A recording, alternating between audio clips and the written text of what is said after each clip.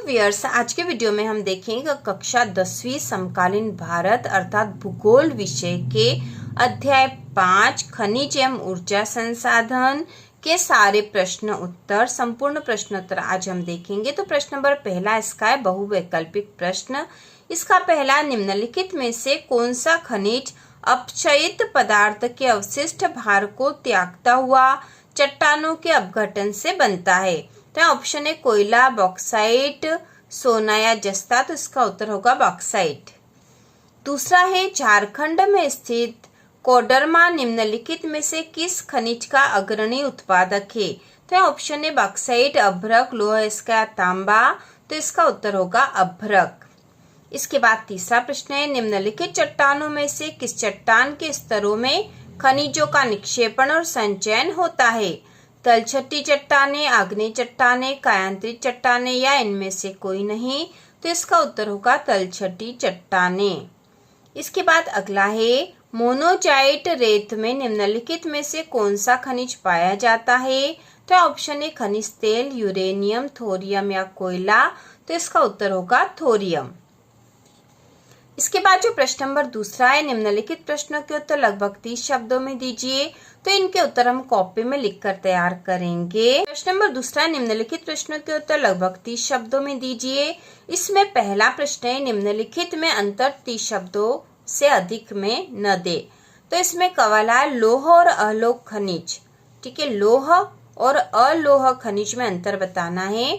तो इसका उत्तर होगा ऐसे खनिज जिनमें लोहे का अंश होता है लोह खनिज कहलाते हैं, जबकि ऐसे खनिज जिनमें लोहे का अंश नहीं होता अलोह खनिज कहलाते हैं। इसके बाद हम और लिखेंगे, लोह खनिज में लोह अयस्क, मैग्नीज, कोबाल्ट आदि मुख्य है, जबकि अलोह खनिज में तांबा, बॉक्साइट, टीन, जस्ता आदि मुख्य है। तो बहुत आसान उत्तर है यह। और अंतर के अलावा भी केवल यदि ये प्रश्न आता कि लोह खनिज क्या है या अलोह खनिज क्या है, तो उसके उत्तर हम यहीं से लिख सकते हैं। जैसे ऐसे खनिज जिनमें लोहे का अंश होता है लोह खनिज कहलाते हैं, और ऐसे खनिज जिनमें लोहे का अंश नहीं होता अलोह खनिज कहलाते हैं। लोह खनिज के उदाहरण और अलोह खनिज के उदाहरण हम लिख सकते हैं। इसके बाद ख वाला प्रश्न है, परंपरागत तथा गैर परंपरागत ऊर्जा साधन। तो इसमें भी हमें अंतर बताना है।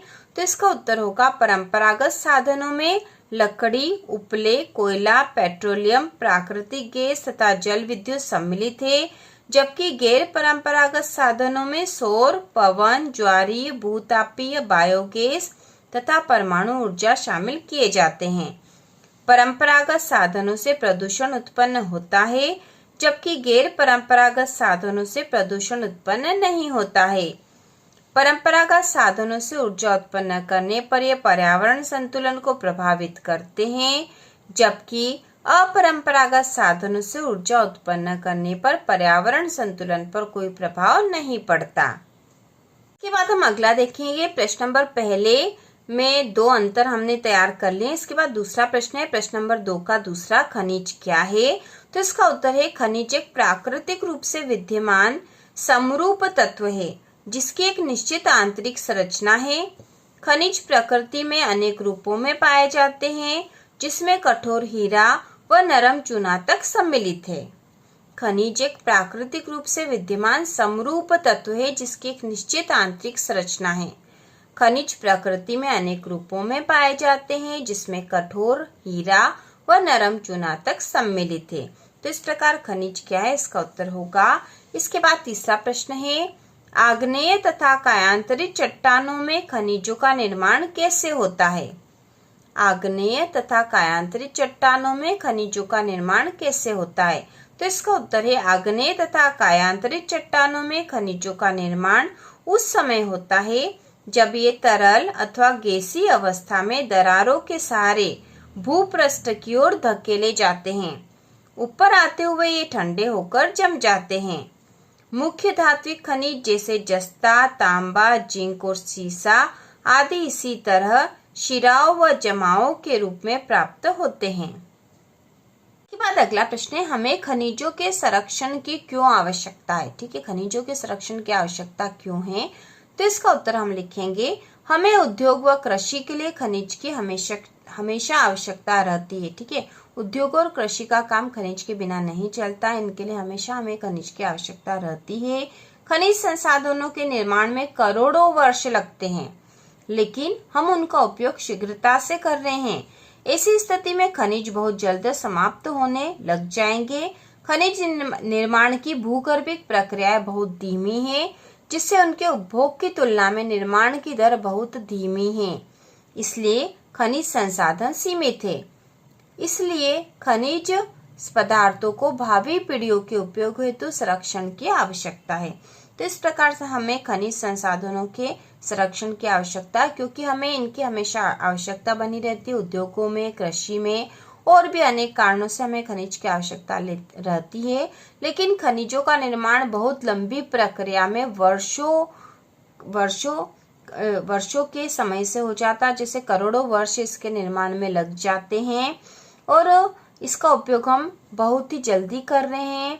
ऐसी स्थिति में जो नए खनिज का उत्पादन नहीं होगा, क्योंकि करोड़ों वर्षों की प्रक्रिया में वो बनते हैं और इस प्रकार हमारे खनिज धीरे धीरे समाप्त हो जाएंगे। भावी पीढ़ी के लिए खनिज नहीं बचेंगे यदि हम उनका अत्यधिक उपयोग करेंगे तो, क्योंकि उनके निर्माण की प्रक्रिया बहुत धीमी है और उपयोग बहुत अधिक हो रहा है। इसलिए हमें उनका उपयोग सीमित करना चाहिए और भावी पीढ़ियों के लिए खनिज का संरक्षण करना आवश्यक है। इसके बाद प्रश्न नंबर 3, निम्नलिखित प्रश्नों के उत्तर लगभग 120 शब्दों में दीजिए। इसमें पहला है, भारत में कोयले के वितरण का वर्णन कीजिए।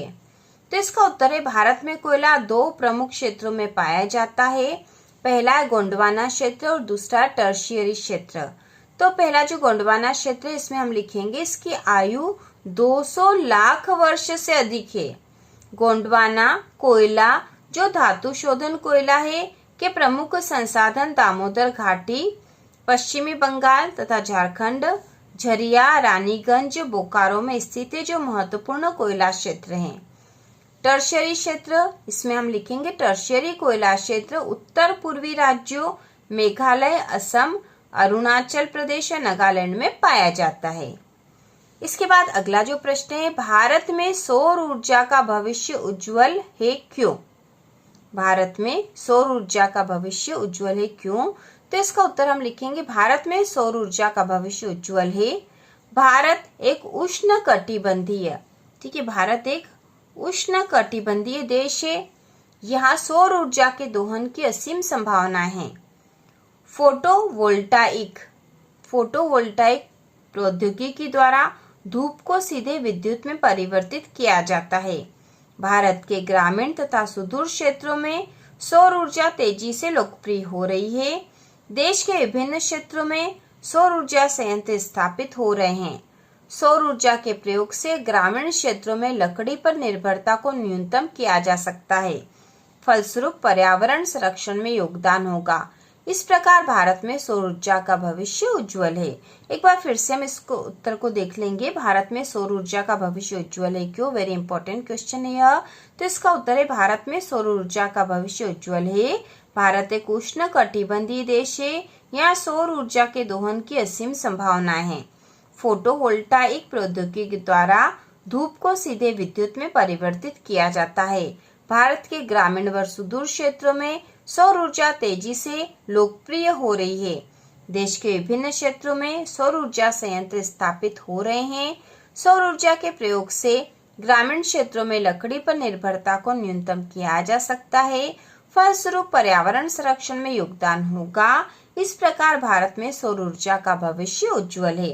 तो इस प्रकार से हम उत्तर लिखेंगे। इस प्रकार से हमने कक्षा 10वीं भूगोल विषय के अध्याय 5 खनिज एवं ऊर्जा संसाधन के सारे प्रश्नोत्तर देख लिए हैं। इन सारे ही अध्यायों के वैकल्पिक प्रश्न भी हम तैयार करेंगे, जिसके वीडियो जल्दी ही चैनल पर आएंगे और इस प्रकार से बोर्ड एग्जाम की संपूर्ण तैयारी हो जाएगी। तो इसी प्रकार के और वीडियो देखने के लिए, कक्षा 10वीं की संपूर्ण तैयारी के लिए चैनल को सब्सक्राइब कीजिए।